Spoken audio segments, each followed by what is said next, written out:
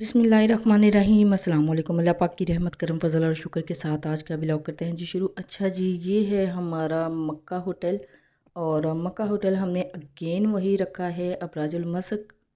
इसकी बुकिंग हमने करवा ली थी जी मदीना जाने से पहले ही।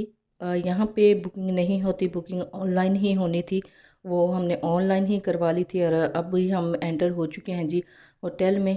यहाँ पे हम पहुँचे थे तकरीबन रात 12 बजे और हमारी बुकिंग थी, चेक इन था हमारा दिन के 12:30 बजे।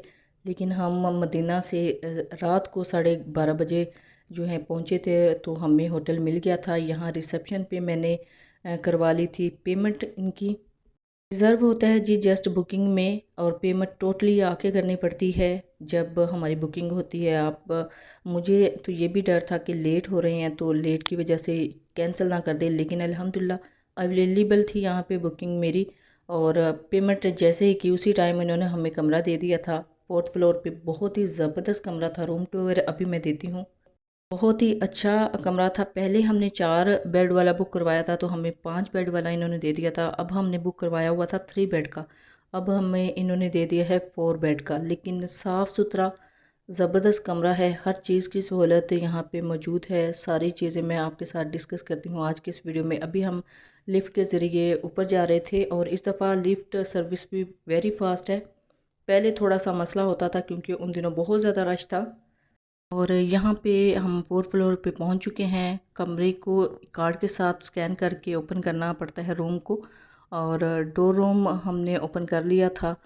ये देखें, इस तरफ को हम जाते हैं तो यहाँ पे जो रूम है अल्हम्दुलिल्लाह ओपन हो गया था। और ये कार्ड है, कार्ड को जैसे ही इसके अंदर इंसर्ट करते हैं सारे जो रूम है उसकी लाइट्स ऑन हो जाती हैं। ये वॉशरूम है, सेम वैसा ही वॉशरूम था जब हम मतलब पिछले दिनों यहाँ आए थे, और सेम वैसा ही कमरा था। लेकिन इस दफ़ा 4 बेड थे, हमने 3 बेड वाला रिज़र्व करवाया था। और ये ड्रेसिंग टेबल है, टीवी है, यानी एलईडी लगी हुई है बड़े साइज़ की।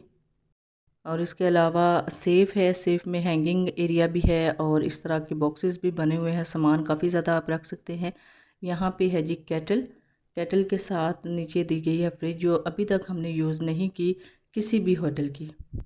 कि सर्दियां हैं, पहले ये होटल यूज़ किया था तब भी नहीं हमने ये फ्रिज यूज़ किया था, और मदीना में भी अल्हम्दुलिल्लाह रूम में फ्रिज था, हमने यूज़ नहीं किया था। ये देखिए अभी रनिंग फॉर्म में है, रनिंग कंडीशन में है। अच्छा जी, ये रूम हमने बुक किया है 6 नाइट के लिए, जबकि हमारा स्टे जस्ट 4 नाइट का है।